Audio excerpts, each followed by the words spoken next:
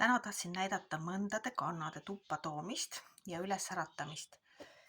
Nad on nüüd pakitud niisugustesse kilekotikestesse.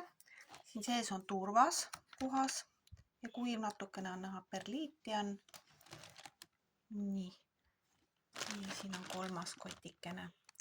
Esialgu on niimoodi, et kui sa paned siia sisse oma väikse risoomi, siis paned pealt selle koti kinni. Midagi ei kasta, midagi ei tee ja tõstad sellise kilekotikesega tuppade sooja. Minul on nad põranda kütte peal siin õrnalt ärkamas ja siin on nüüd näha ka seda ärkamist juba. Näiteks turban on sellist tüüpi nüüd,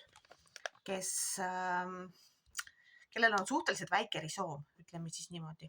Ja kuna see väike risoom ei kannata liigniiskust, siis lihtsalt on kõige kasulikum tõsta ta tuppa koos selle turbaga ja sellises kotikeses, et sinna sisse tekib piisavalt seda soojust ja ta ärkab ülesse ja hakkab siis varse ajama. Kui tal on nüüd ilusad varred juba ja lehekesed seal küljes, siis võib istutada alles potti.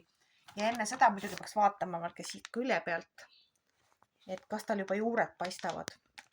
Kui on korralikud juured, siis on paras aeg ta ümber istutada. Mul veel ei ole, sest nad on alles hiljuti tuppa toodud.